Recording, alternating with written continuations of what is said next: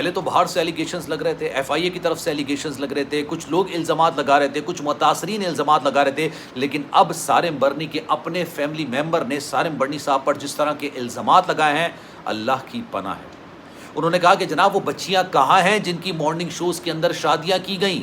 یہ بتایا گیا کہ جناب یہ ہماری ٹرسٹ کی بچیاں ہیں اور ان کی شادیاں کی گئیں۔ انہوں نے سوال کیا کہ بتایا جائے کہ وہ بچیاں کہاں ہیں، اور انہوں نے یہ بھی الزام لگایا کہ جن بچوں کے عوض پیسے لیے جاتے ہیں اور یہ کہا جاتا ہے کہ بچوں کی فلاح کے لیے استعمال کیے جائیں گے، فلاح کے لیے استعمال نہیں ہوتے، وہ اپنی عیاشیوں کے لیے استعمال ہوتے ہیں۔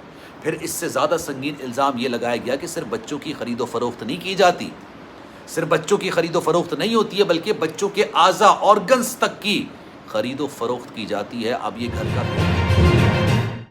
بسم اللہ الرحمن الرحیم، السلام علیکم، آپ سبھی کو خوش آمدید۔ میں ہوں سلمان مرزا اور آپ دیکھ رہے ہیں میرا یوٹیوب چینل اور Facebook page sum up with Salman Mirza. کیا حال ہیں جناب، کیسے ہیں آپ لوگ؟ میں امید کرتا ہوں، دعا کرتا ہوں آپ جہاں ہوں خیر و عافیت سے ہوں، صحت مند ہوں، تندرست ہوں، اور یہ ویڈیو دیکھنے کے لیے آپ سبھی نے وقت نکالا ہے۔ ویڈیو کے آغاز میں تہہ دل سے آپ سبھی کا میں شکریہ ادا کرتا ہوں۔ جناب سارم برنی کا جو معاملہ ہے وہ مزید پیچیدہ ہوتا ہوا نظر آ رہا ہے، مزید سنگین ہوتا ہوا نظر آ رہا ہے۔ پہلے تو باہر کے لوگ الزامات لگا رہے تھے، ایف آئی اے والوں نے الزامات لگائے، پھر متاثرین نے الزامات لگائے، اب تو گھر کے بھیدی نے اتنا سنگین قسم کا الزام لگا دیا، اور جو ثبوت نکل کر سامنے آ رہے ہیں، لگ ایسا رہا ہے کہ سارم برنی بڑی مشکل میں پھنستے ہوئے چلے جا رہے ہیں۔ گھر کے بیدی نے یہ الزام لگایا کہ جناب جو شادیاں ٹی وی چینلز پر کرائی جاتی تھی، مارننگ شوز میں کرائی جاتی تھی، جس میں سارم برنی بھی شرکت کرتے تھے، ان کی ٹرسٹ کی یہ بچیاں ہوتی تھیں، 15 16 سال کی، 18 سال کی جو بچیاں ہوتی تھیں، ان کی شادیوں کے بعد یہ بچیاں کہاں ہیں؟ کسی کو کچھ پتہ ہے؟ یہ ایک بڑا سوالی نشان۔ ویسے 18 سال سے کم عمر کی بچی کی بات نہیں ہوتی تھی، 18 سال سے بڑی عمر کی جو بچیاں جو شادیاں کی جاتی تھیں، اور یہ کہا جاتا تھا کہ جناب یہ جو لڑکیاں ہیں سارم برنی ٹرسٹ کی لڑکیاں ہیں، ان کی شادیوں کے بعد یہ کہاں ہیں؟ کسی نے کوئی دیکھا ہے؟ اب انہوں نے بھی بتایا کہ جناب صرف بچوں کی اسمگلنگ کا معاملہ نہیں ہوتا، بلکہ پارٹس کی اسمگلنگ کا، یعنی اعضاء کی اسمگلنگ کا معاملہ بھی ہوتا ہے۔ اب یہ گھر کا بیدی ہے کون؟ اس پر بھی آج بات کریں گے، اور ساتھ ساتھ جو سارم برنی ہیں، آج ان کی درخواست ضمانت کے حوالے سے کارروائی ہوئی، اس کارروائی میں ایسا کیا ہوا کہ جناب یہ کارروائی اب کل کے لیے ملتوی ہو گئی؟ اس پر ذرا ڈیٹیل میں بات کریں گے، لیکن آگے بڑھنے سے پہلے آپ سے گزارش ہے، اگر چینل آپ نے سبسکرائب نہیں کیا سلمان مرزا آفیشیل، میرے یوٹیوب چینل کو سبسکرائب ضرور کیجیے گا، بیل آئیکن ضرور دبائیے گا۔ کوئی بات اگر آپ کہنا چاہتے ہیں، کچھ ڈسکس کرنا چاہتے ہیں، تو انسٹاگرام پر آپ مجھ سے رابطہ کر سکتے ہیں، salman.mrza، یہ میرا انسٹاگرام اکاؤنٹ ہے۔ میری کوشش ہوتی ہے کہ اپنے ہر سبسکرائبر کے میسج کا رپلائی ضرور کروں، تو آپ مجھے فالو کر لیجئے گا۔ جو آپ میسج کریں گے، کوشش میری یہی ہوگی کہ آپ کے میسج کا رپلائی میں ضرور کروں۔ پہلے آج کی عدالتی کارروائی کی بات کر لیتے ہیں۔ آج جناب سارم برنی کو جب عدالتی ریمانڈ پر جیل بھیج دیا گیا تھا، تو آج ان کی درخواست ضمانت کی کارروائی، اور ان کے وکلا کی جانب سے کہا گیا کہ جناب جتنے بھی ایلیگیشنز، جتنے بھی الزامات سارم برنی پر لگائے گئے ہیں، ایف آئی اے اس کا ایک بھی ثبوت عدالت کے اندر پیش نہیں کر سکی ہے۔ انہوں نے کہا کہ جناب ٹرسٹ میں ہو سکتا ہے کسی بچی کے حوالے سے یہ کہا گیا ہو کہ جناب یہ لاوارث ہے اور اس کے والی وارث موجود ہوں، لیکن اس کا مطلب یہ نہیں ہے کہ اس میں سارم برنی صاحب کی بدنیتی شامل ہوتی ہے۔ انہوں نے کہا کہ جناب سارم برنی صاحب ایک طویل عرصے سے نوبل کام کر رہے ہیں، اور ان کو ضمانت پر رہا کیا جائے، کیونکہ ان کے خلاف ایف آئی اے کے پاس کسی قسم کا کوئی بھی ثبوت نہیں ہے۔ پھر جب ایف آئی اے کی وکلا کی دلائل دینے کی بات ہوئی، تو جو ایف آئی اے کی طرف سے پیش ہوئے، تو انہوں نے کہا تھا کہ جناب جو اٹرنی ہے وہ اس وقت کافی زیادہ مصروف ہیں، تو کارروائی کو تھوڑی دیر کے لیے ملتوی کر دیا جائے۔ کارروائی میں بریک آیا، لیکن اس کے بعد جب دوبارہ کارروائی کا آغاز ہوا، تو انہوں نے کہا کہ جناب مصروفیات کی وجہ سے وکیل ابھی پیش نہیں ہو سکے، آپ کوئی اور ڈیٹ دے دیجئے، اس میں وکیل پیش ہوں گے اور درخواست ضمانت کیسے مسترد کی جائے، اس حوالے سے دلائل پہ اپنی روشنی بھی ڈالیں گے۔ تو جناب یہ جو سماعت تھی، یہ اب کل کے لیے ملتوی کر دی گئی ہے۔ ایک رات اور سارم برنی صاحب کو جیل کے اندر گزارنا ہوگا۔ اب دیکھنا یہ کہ کل جناب سارم برنی صاحب کی بیل ہو جاتی ہے یا نہیں ہوتی، لیکن اس سے پہلے جتنی بار بھی سارم برنی صاحب اپنی گرفتاری کے بعد میڈیا کے سامنے آئے، انہوں نے کہا کہ جناب میرے پیچھے ایک شخص آج سے نہیں، ایک طویل عرصے سے لگا ہوا ہے۔ انہوں نے کہا کہ جناب ایک شخص ہے جو کہ چاہتا نہیں ہے کہ میں نوبل کام کروں، میں فلاحی کام کروں، میں انسانی ہمدردی کی بنیاد پر کام کروں، اور وہ شخص میرے پیچھے کافی عرصے سے لگا ہوا ہے۔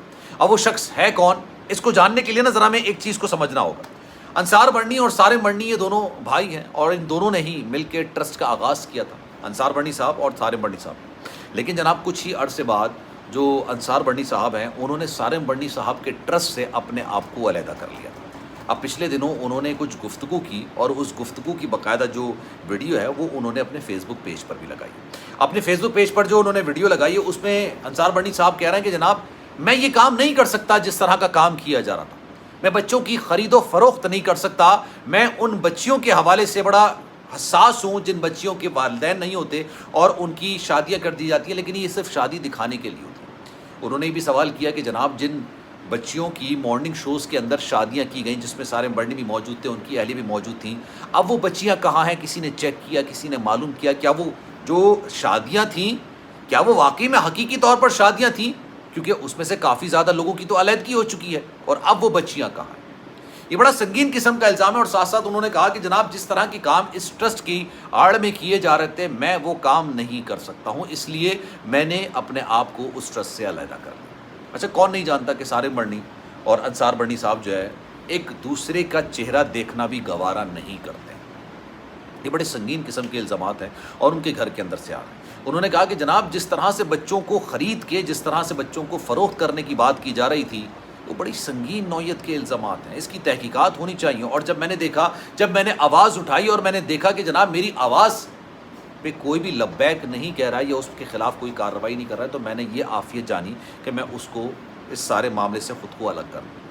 اب یہ اس طرح کے ایلیگیشن ایک ایسی بندے کی طرف سے آئے جو کہ نہ صرف آپ کے گھر کا ممبر ہے بلکہ آپ کے ٹرسٹ کا بانی رکن ہے, تو یہ معاملہ بڑا سنگین ہو جاتا ہے. میں نے آپ کو بتایا تھا کہ کچھ عرصے پہلے بھی, کچھ زمانے پہلے بھی سارم بڑھنی کے ٹرسٹ کے حوالے سے بہت سارے سوالات اٹھے تھے کہ بچوں کی جو ایڈاپشن کے معاملات ہیں نا وہ بڑے سنگین ہوتے ہیں.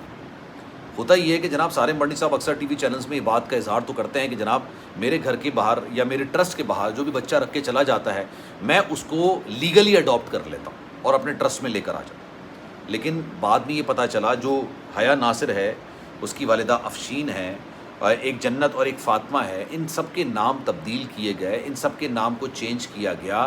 یہی تو کیس سارم بڑھنی صاحب پر بنا ہے کہ آپ نے بچوں کے پیپرز میں رد و بدل کیا اور اس کے بعد اس کو بیچا. پھر انہوں نے یہ بھی بولا کہ جناب ایک بات بتائیے کہ جو بچوں کے عوض پیسے لے رہے ہیں وہ پیسے بچوں کی فلاح کے لیے کیسے استعمال کریں گے, وہ تو نومولود ہے. انصار بڑھنی صاحب یہ کہہ رہے ہیں کہ جناب کس طرح سے آپ اس کو استعمال کریں گے, وہ بچہ تو نہ اس کا فنگر پرنٹ ہو سکتا ہے نہ دیگر معاملات ہوتے ہیں. بڑا سالڈ قسم کے انہوں نے جو ہے نا دلائل رکھے تھے, اور انہوں نے کہا کہ جناب پھر وہ عیاشیوں میں استعمال ہوتے ہیں نا. میرے الگ ہونے کے بعد پھر ٹرسٹ آگے بھی بڑھا, اور کس طریقے سے بڑھا وہ میں جانتا ہوں, میں وہ کام نہیں کر سکتا. تو یہ بڑے سنگین قسم کے الزامات لگ رہے ہیں. میں ہمیشہ اپنی ویڈیو کے اندر یہ بات کہتا ہوں کہ اس کی تھورلی بڑی شفاف قسم کی تحقیقات ہونی چاہیے, انویسٹیگیشن ہونی چاہیے. اور اگر واقعی میں جیسے سارم بڑھنی صاحب کہہ رہے ہیں کہ ایک کافر میرے پیچھے پڑا ہوا ہے, اب یہ کافر کون ہے؟ آپ پہ اتنے سنگین الزامات لگ رہے ہیں, آپ نام لینا, کیونکہ آپ نام لیں گے تو پھر آپ کو ثبوت دینے پڑ جائیں گے, اور اگر آپ ثبوت نہیں دیں گے تو پھر آپ پر بڑے سنگین قسم کے ایلیگیشنز لگ سکتے ہیں. سارم بڑھنی صاحب کس چیز کا انتظار کر رہے ہیں؟ نام لینا چاہیے, ان کو بتانا چاہیے کہ ان کو کون فریم کر رہا ہے, کون ان کو پھنسانے کی کوشش کر رہا ہے. خیر جناب, اس بارے میں آپ کی رائے کیا ہے؟ میں چاہوں گا کہ کامنٹ سیکشن میں اپنی رائے کا اظہار ضرور کیجیے گا. سلمان مرزا کو دیجیے اجازت. زندگی رہی, صحت رہی, آپ کی دعائیں رہیں تو انشاءاللہ آپ سے پھر ملاقات ہوگی. خیال رکھیے گا اپنا. اللہ حافظ.